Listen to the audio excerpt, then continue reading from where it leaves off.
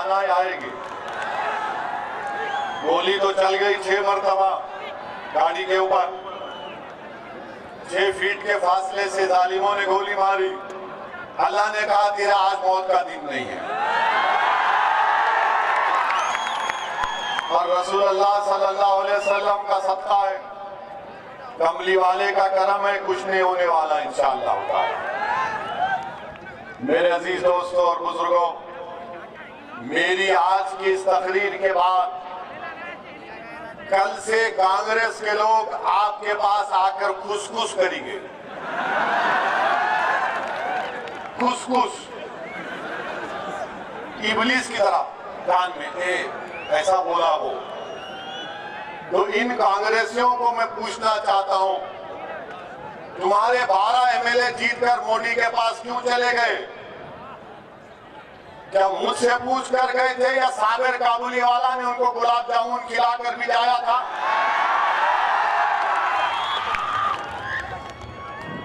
वो उनका लीडर क्या नाम उसका, हार्दिक, हाँ हार्दिक, क्या वो शकील समा के साथ बैठकर ढोकला खाकर चला गया भाजपा में?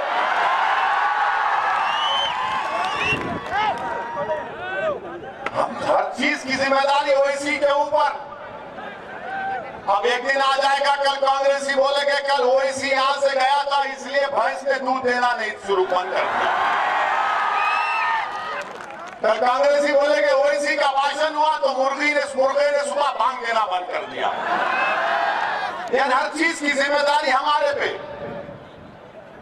आप 26 साल से भाजपा को नहीं हरा पा रहे हैं।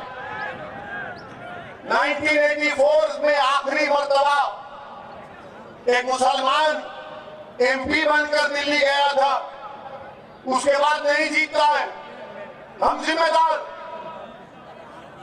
तो आप जरा तैयार हो जाइए, ये लोग कल से अपना प्रोपेगेंडा शुरू कर देंगे, क्योंकि अब इनको समझ में नहीं आएगा कि कैसे मुकाबला करना। अरे याद रखो, तुम मेरी सच्चाई और दलाइल का मुकाबला नहीं कर सकोगे इंशाअल्लाह ताला। और हम भाजपा से भी कहना चाह रहे हैं, भारत के संविधान के तहत हम सब बराबर हैं, कोई बड़ा कोई छोटा नहीं है, सबको बराबरी का हक मिलना चाहिए। और संविधान में माइनॉरिटीज के जो राइट्स आर्टिकल 29 और 30 में दिए गए उस पर अमलावरी होनी चाहिए। मेरे अजीज दोस्तों और बुजुर्गों, मैं आपको बता रहा हूं कि जब चुनाव हो जाएंगे, अगर कांग्रेस की गिरावट ऐसी रही तो हो सकता है कि गुजरात में कांग्रेस अपोजिशन पार्टी भी ना बने, हो सकता है। और ये होगा कि मजलिस एक ताकतवर पार्टी के तौर पर गुजरात में उभरेगी इंशाअल्लाह ताला। मजलिस के नुमाइंदे गुजरात की विधानसभा में जाएंगे इंशाअल्लाह ताला, गरीब और मजलूम आवाम की आवाज बनेंगे। मेरे अजीज दोस्तों और बुजुर्गों, आज हम देख रहे हैं कि हमारे देश में गरीबी बढ़ चुकी है, गरीबी बढ़ चुकी है। नौजवानों का मुकद्दर बेरोजगारी हो चुका है।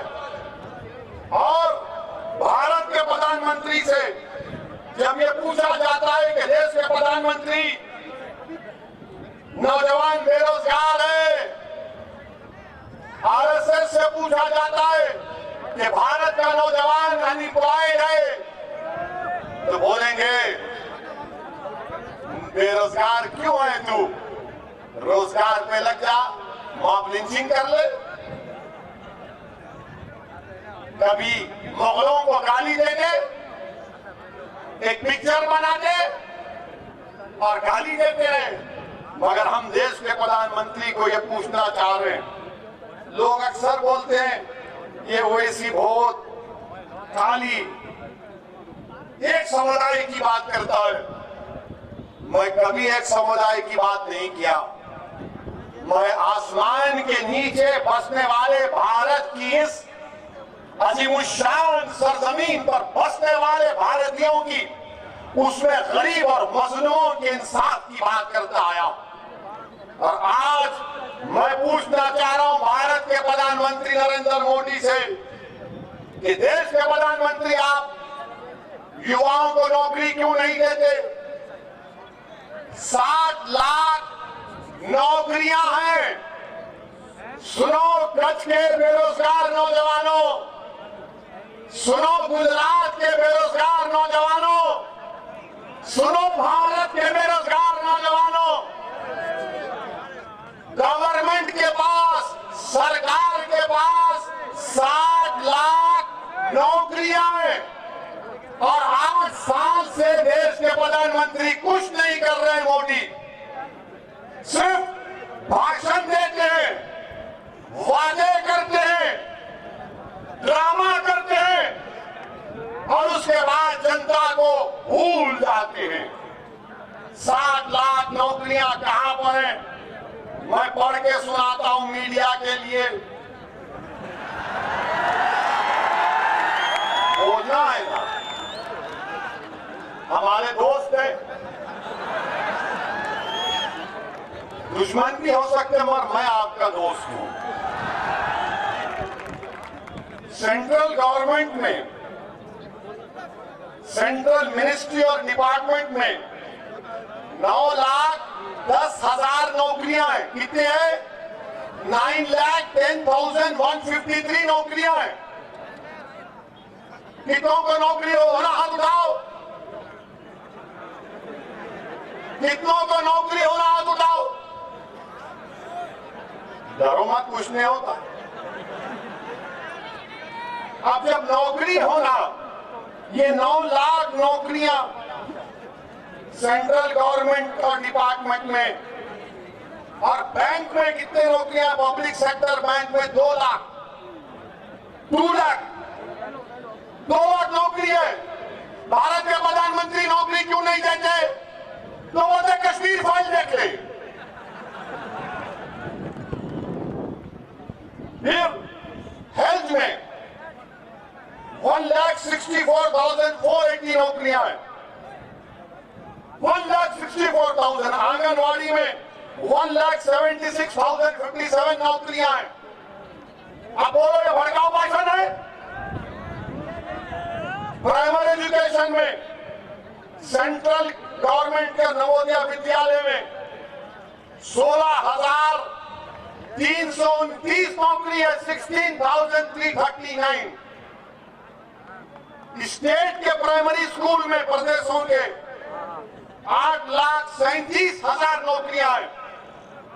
हायर एजुकेशन में गवर्नमेंट ऑफ इंडिया, देश के प्रधानमंत्री के मातहत सेंट्रल यूनिवर्सिटीज में 18,647 नौकरी। IIT, IIIT, IIM, NIT में 16,687 नौकरियां, वैकेंसी हैं। दूसरे सेंट्रल इंस्टीट्यूट्स में 1,662 नौकरियां हैं।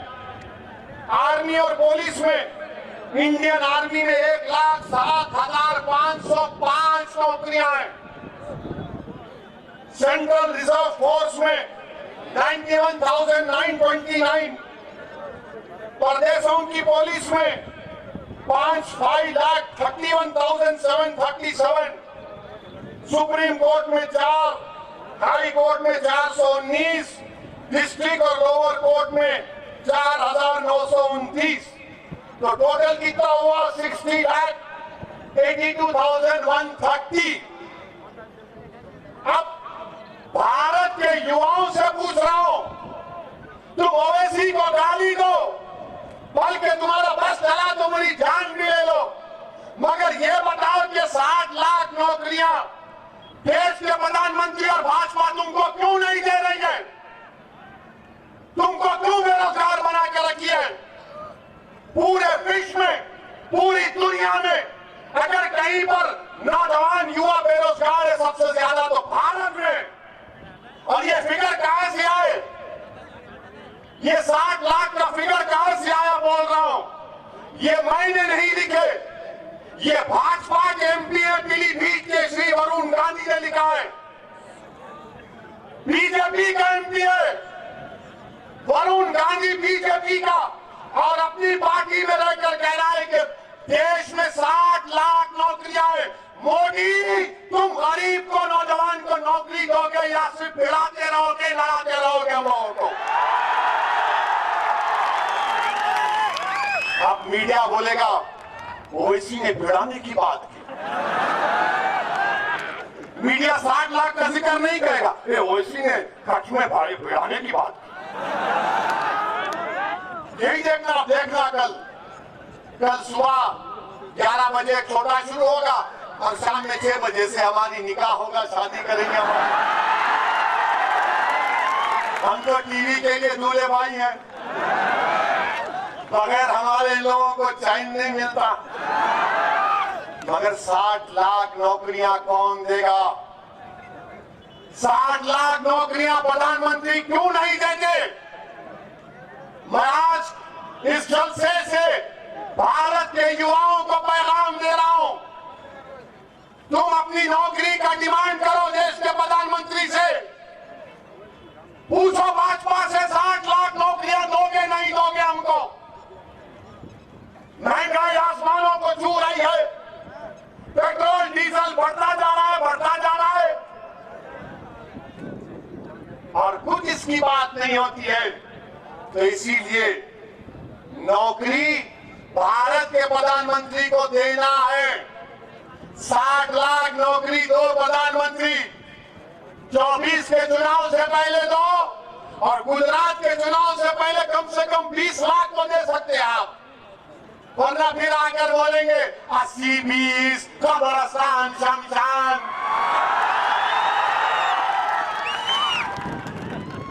और जो लोग मोदी जी को वोट डालते हैं, मैं उनसे पूछ रहा हूं क्या तुम्हारी औलाद को, तुम्हारे बेटे को, तुम्हारे भाई को, तुम्हारी बेटी को, तुम्हारी पत्नी को नौकरी की जरूरत नहीं है? क्या भाषण से तुम्हारा पेट भर जाएगा? भाषण से जज्बात उभार सकते हैं, और मुझसे ज्यादा कोई तकरीर भारत में नहीं कर सकता, चैलेंज देकर कह रहा हूं। मगर 60 लाख नौकरियों का क्या होगा? अगर मैं झूठ बोल रहा हूं देश के प्रधानमंत्री, तो वरुण गांधी को अपनी पार्टी से निकाल के बताओ मैं जो झूठ कहा उसमें,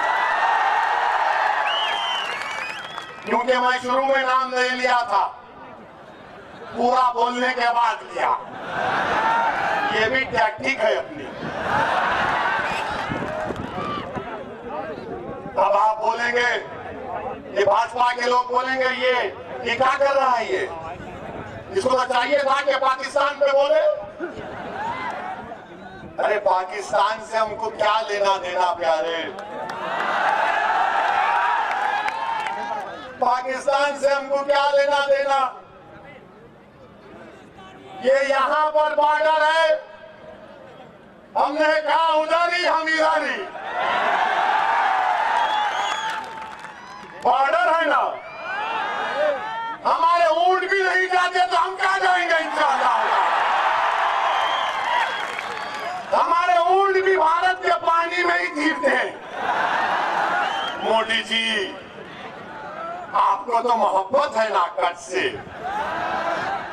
मगर हर चीज पाकिस्तान, अरे पाकिस्तान से हमको क्या करना है?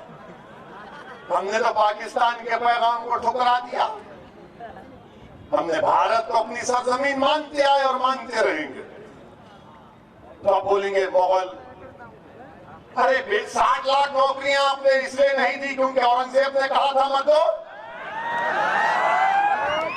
60 लाख नौकरियां आपने नहीं दी इसलिए कि बादशाह शाहजहां ने कहा था आपको। 60 लाख नौकरियां आपने इसलिए नहीं दी क्योंकि बादशाह अकबर ने आपको आकर कहा था मत दो।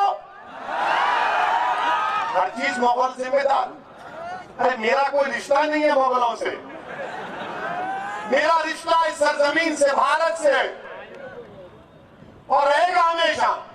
मगर मुगल, अरे कहाँ का मुगल, किधर का मुगल, मेरे को क्या करना उन लोगों से? मगर हमको लाकर मिला देती। मेरे अजीज दोस्तों और बुजुर्गों, फिर एक और मसला जो हमारे देश में चल रहा है, गरीबी को खत्म नहीं कर रहे हैं, गरीब को खत्म कर रहे हैं। बेरोजगारी को खत्म नहीं कर रहे रोजगार देकर, बल्कि बेरोजगारी को बढ़ा रहे हैं भाजपा वाले। हर चीज में कुछ ना कुछ कर देते हैं, हर चीज में एक माहौल बना देते हैं। मेरे अजीज दोस्तों और बुजुर्गों, आज हम देख रहे हैं कि भाजपा के एक नेशनल स्पोक्स पर्सन ने टीवी पर टाइम्स नाउ पर बैठकर आज से 15 दिन पहले अल्लाह के रसूल सल्लल्लाहु अलैहि वसल्लम की शान में गुस्ताखी की, अनाप शनाप पकड़ा, उनकी तौहीन करने की कोशिश की।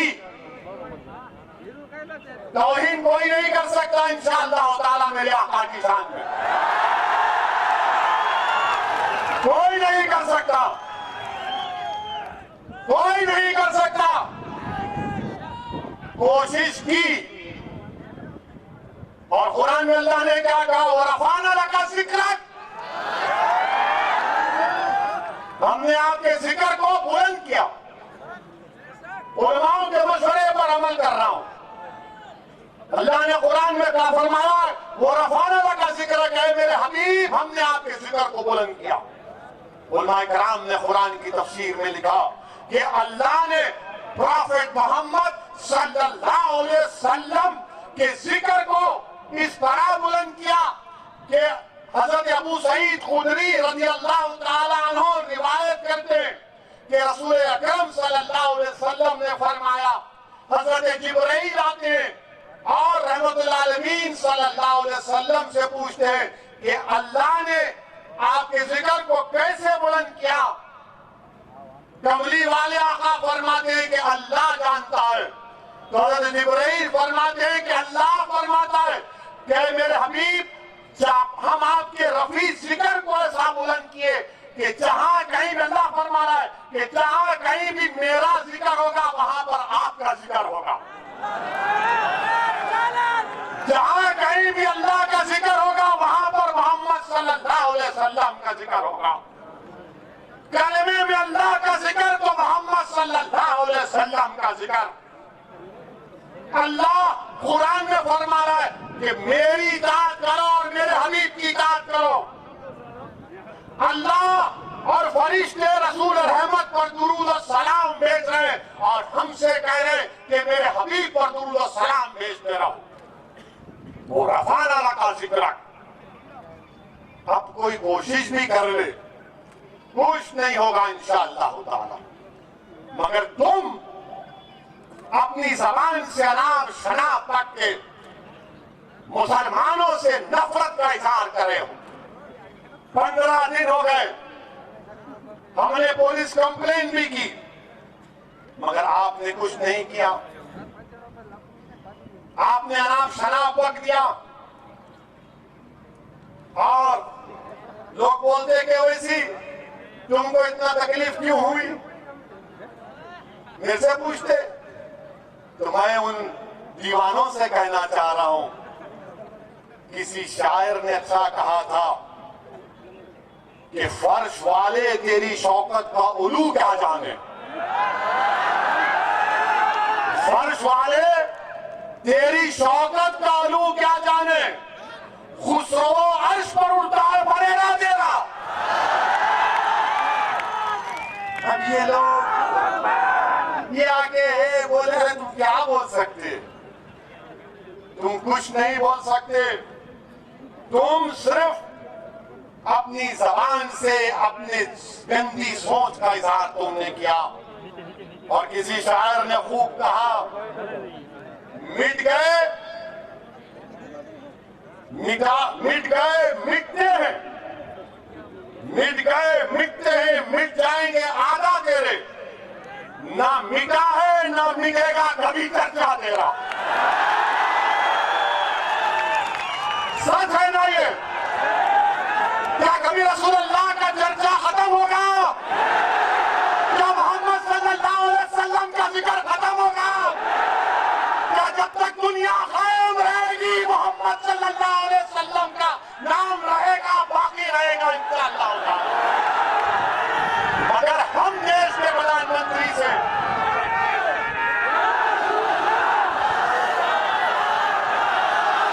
नारे तकबीर, नारे तकबीर।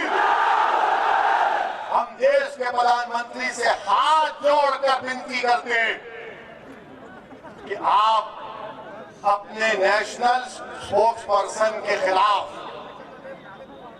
एक्शन लीजिए। केस रजिस्टर है, पुलिस को तहकीकात करके उनको जेल को भिजाइए और जो आईपीसी और सीआरपीसी के कानून के तहत कोर्ट के जरिए से कोर्ट का फैसला होगा तो उनको सजा मिलनी चाहिए। हम ये देश के प्रधानमंत्री से हाथ जोड़कर विनती कर रहे हैं। 15 दिन हो गए प्रधानमंत्री जी, मुझे अफसोस इस बात का है प्रधानमंत्री जी, हम आपसे कह रहे थे कि आप एक्शन लो, मैंने कहा, मगर आपने हमारी बात नहीं मानी। किसी फॉरेन कंट्री के लोगों ने आपसे कहा, कतर ने कहा, ओमान मस्कत ने कहा, सऊदी अरेबिया ने, अरब इमारत ने, मालदीव्स ने, 12-13 ममालिक ने कहा, तो देश के प्रधानमंत्री हरकत में आ गए। प्रधानमंत्री जी, हम भारत के नागरिक हैं, ये देश हमारा भी है। हमने अंग्रेजों के खिलाफ लड़ाई लड़ी प्रधानमंत्री, हमारे उलमाओं ने अंग्रेजों के खिलाफ जिहाद का फतवा दिया था और जिहाद का फतवा देकर उस फतवे की स्याही सूखने से पहले हमारे उलमाए कराम ने अपनी जान के नजराने पेश कर दिए।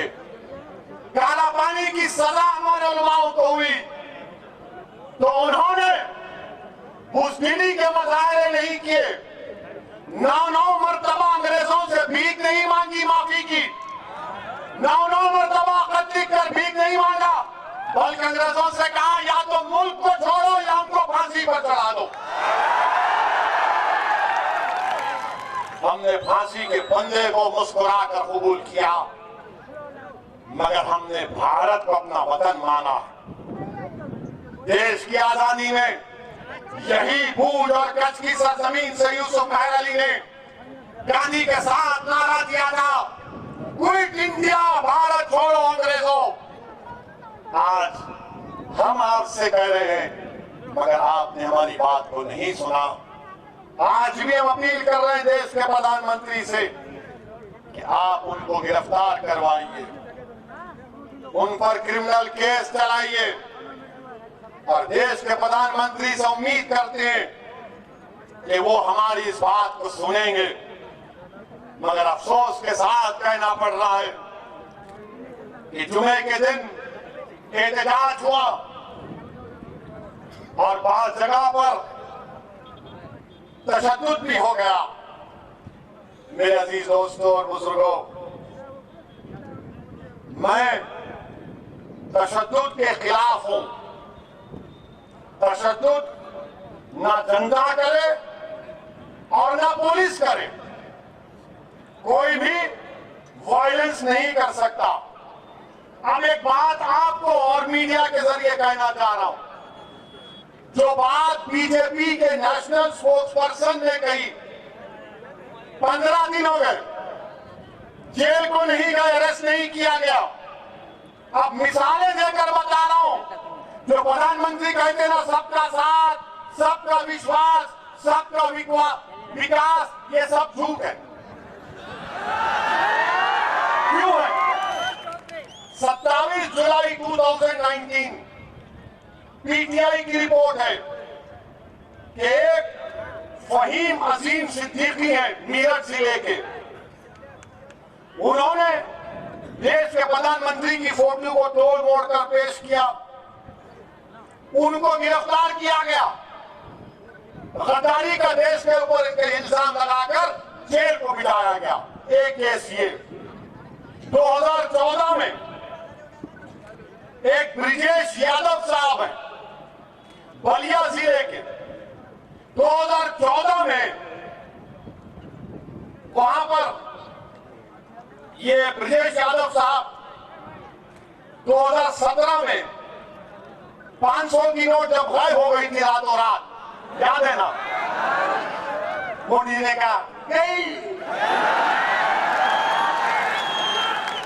तो ब्रिजेश यादव ने ये अपने फेसबुक पोस्ट में लिखा, क्या लिखा कि मोदी ने कहा था कि 50 दिन दो भाइयों बहनों, कहा था ना, मीडिया वाले नाराज नहीं होना,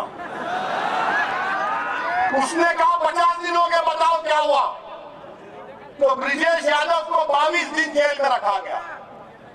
तीसरा एक कलाम कुंडा तहसील प्रतापगढ़ जिले के, उसने फेसबुक पर लिखा कि मुगल सराय को नाम बदलकर दीनदयाल उपाध्याय क्यों बनाया जा रहा है, तो उनको जेल में डाला गया 14 में थे। फिर पूरा लिख के आया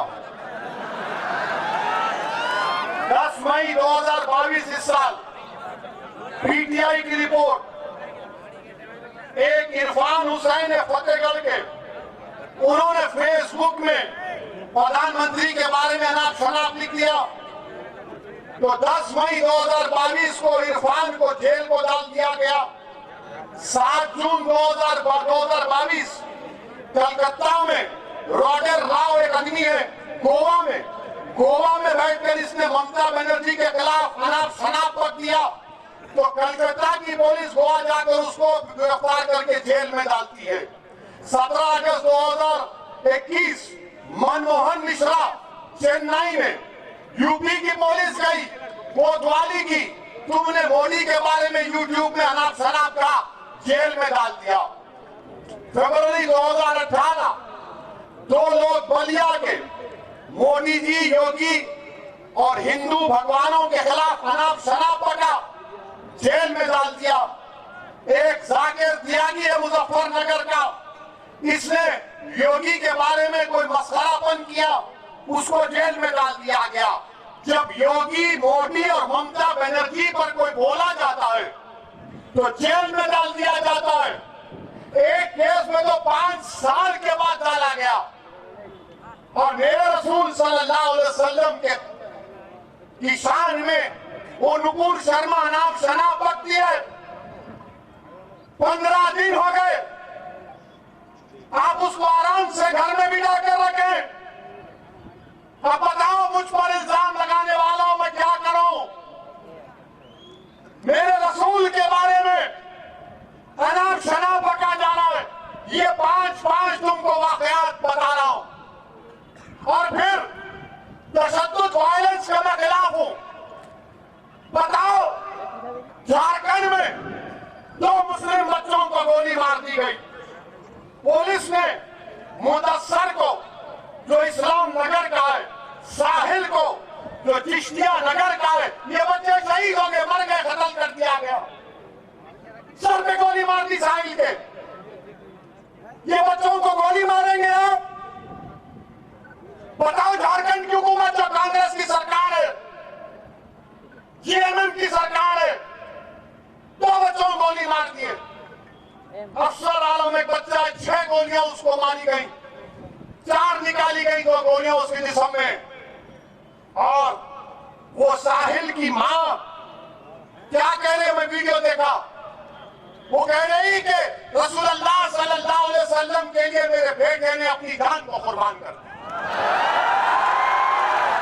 नहीं, तुम खाली नहीं मारोगे। सोचो थोड़ी देर के लिए, तुम्हारा भाई था, तुम्हारा बेटा था, क्या करोगे तुम? क्या हम अपने बेटों को इसलिए पैदा करते हैं कि जान दे दें?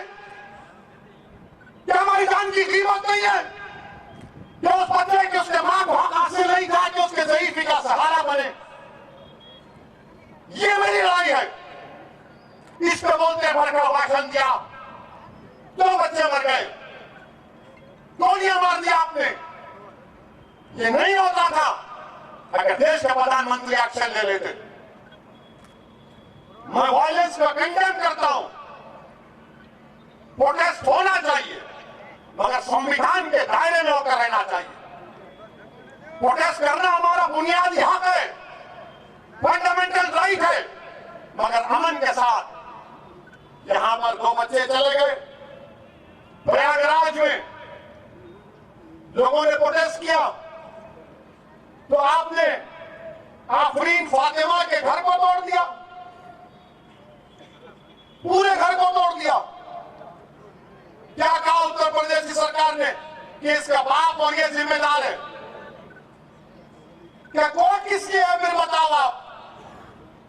अदालत किस लिए है? जज किस लिए है? पुलिस किस लिए है?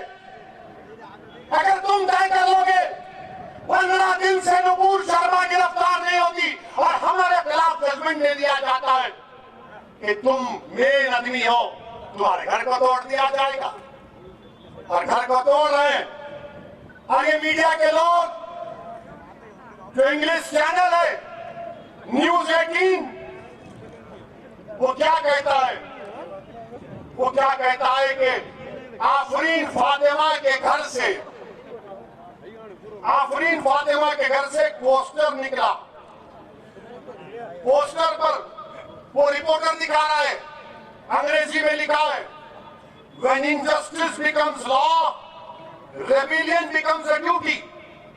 उसका माने यह है कि जब नाइंसाफी एक कानून बन जाता है तो उसके खिलाफ एहतजाज करना सबकी जिम्मेदारी बनती है। ये थॉमस जेफरसन अमेरिका के सदर ने कहा था और ये रिपोर्टर का इसके घर से ये निकला, ये निकला। क्या कोई बम बनाने का सिगरेट निकला? क्या कोका कोला का फार्मूला निकला? वही बात, when injustice becomes law, rebellion becomes a duty। ये कौन लिखा था मालूम आपको? महाराष्ट्र के ex chief minister Devendra Fadnavis की पत्नी ने ट्विटर पर लिखा था। तुम तोड़ोगे घर जाकर फडणवीस का? हमारा घर तोड़ दिया तुमने। तुम कौन हो कि अगर उसने किया, आफरीन फातिमा के बाप ने किया तो कोर्ट में चलाओ ना केस, सजा दिलाओ उसको, जेल में डालो, कोर्ट में कन्विक्ट कराओ। क्या उत्तर प्रदेश का मुख्यमंत्री उत्तर प्रदेश का चीफ जस्टिस बन चुका है कि वो फैसला करेगा कि किसका घर तोड़ दिया जाए? अगर आफरीन फातिमा के बाप को सजा भी होगी तो घर कैसा तोड़ते हैं आप? मुझे सजा होगी तो मेरा घर कैसा तोड़ेंगे आप? मुझे सजा होगी ना, मेरे घर को तो नहीं तोड़ा जा सकता। सारी दुनिया के सामने आपने उस बच्ची के घर को तोड़ा, बुलडोजर लगाकर तुमने। आफरीन फातिमा के घर को नहीं तोड़ा, तुमने भारत के रूल ऑफ लॉ पर बुलडोजर चला दिया। तुमने भारत की बुनियादों को कमजोर करने का काम किया। बताओ देश के प्रधानमंत्री, ये नफरत नहीं है तो क्या है बताओ आप? अगर वो जिम्मेदार है तो चलाओ ना कोर्ट में केस। अच्छा, घर किसका तोड़ते हैं? उस बच्ची का घर तोड़ते हैं जो उसके बाप को मुल्जिम करा दे रहे हो। बाप का घर नहीं है, उसकी बीवी का घर है, उसके नाम पे घर है, बोलते इलीगल बनाया गया। तो क्या 6 साल से यूपी में बीजेपी की सरकार सो रही थी? और आपने क्या किया? पत्थर फेंके, घर तोड़ दिया। जब भाजपा के एक मंत्री टेनी, उनका बेटा बाप की गाड़ी से 6 लोगों की जान लेता है, सुप्रीम कोर्ट उसकी बेल कैंसिल करती है, तो भाजपा के लोग अजय टेनी का घर नहीं तोड़ते, आफरीन फातिमा का घर तोड़ते हैं। बताओ भेदभाव कौन कर रहा है? अजय का घर है तो नहीं तोड़ा जाएगा, फातिमा का घर है तो तोड़ा जाएगा। ये कौन सा इंसाफ है? ये कौन सा इंसाफ है बताओ आप? उसका नाम अजय है, तो घर नहीं टूटेगा। 5 लोगों की हत्या का इल्जाम, ये सबका साथ, सबका विकास के ढकोसले वादे। इसीलिए मेरे अजीज दोस्तों और बुजुर्गों, इस नाइंसाफी के खिलाफ आपको आवाज उठाना है। हम देश के प्रधानमंत्री से अपील कर रहे हैं, ये बुलडोजर जो आप घरों पर चला रहे हैं, एक समुदाय के घरों पर चला रहे हैं प्रधानमंत्री, देश के संविधान को आप कमजोर कर रहे हैं। ये देश चलेगा तो संविधान से चलेगा, तो फिर बंद कर दो अदालत को, ताला लगा दो अदालत को, जजों कायदों की अदालत मत आओ, क्योंकि मुख्यमंत्री तय करेगा कौन मुल्जिम है। क्या जरूरत है अदालत की, फिर क्या जरूरत है पुलिस की कि तुम अजय के घर को नहीं तोड़ते और फातिमा के घर को तोड़ते हो। तो याद रखो, शहजादी जन्नत का वास्ता देकर कह रहा हूं, अल्लाह शहजादी जन्नत के सदक़े में जालिमों को शिकस्त देगा इंशाअल्लाह ताला। मेरे अजीज दोस्तों और बुजुर्गों, उत्तर प्रदेश में यही कह रहा था मैं पुकार कर कि अपनी पार्टी को मजबूत करो, अपने नुमाइंदों को कामयाब करो। मगर वहां के लोग, बड़े लोग, बहुत बड़े लोग हैं, आज खामोश बैठे हुए। वो बोल रहे थे नहीं नहीं सरकार बदलना है। मैं कह रहा हूं नहीं बदलोगे, घर तोड़ दिए कोई नहीं जाता। जो मुझ पर इल्जाम लगा रहे थे बी टीम का, आज कहां तुम बताओ, क्यों तुम्हारे मुंह में ढई जम गया? जो बोल रहे थे समाजवादी को दो, कांग्रेस को दो, मगर ओवैसी से होशियार रहो। अगर तुम्हारा नुमाइंदा होता तो कम से कम जाता वहां पर, पूछता उन लोगों से। हमने दिल्ली में हमारे कलीमुल हफीज सदर साहब दिल्ली के पुलिस स्टेशन को रिप्रेजेंटेशन देने गए, तो अमित शाह की पुलिस ने उठाकर उनको तिहाड़ जेल में डाल दिया। हमारे 30 लोग जेल में।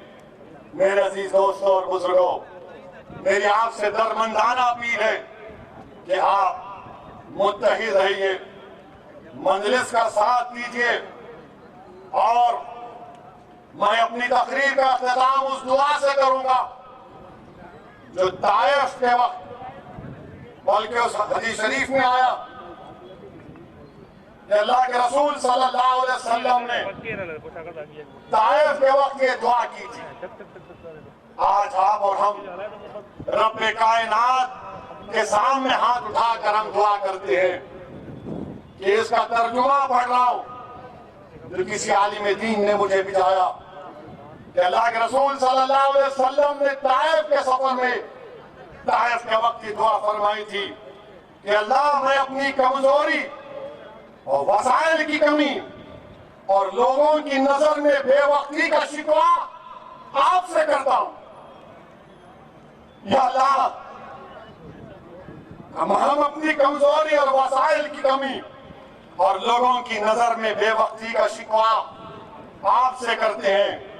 आप तमाम रहम करने वालों में सबसे ज्यादा रहम करने वाले और मेहरबान है। या अल्लाह आप हमें किसके सुपुर्द कर रहे हैं? या अल्लाह आप हमें किसके सुपुर्द कर रहे हैं? उस दुश्मन के सुपुर्द जो हम पर हमलेवार होगा, या उस नजदीकी शख्स के हवाले जो मेरे मामले पर काबू रखता है? ऐ अल्लाह, अगर हमसे नाराज नहीं है तो मैं किसी बात को खातिर में नहीं रखता। हाँ, आपकी आफियत हमसे बहुत कशादा है।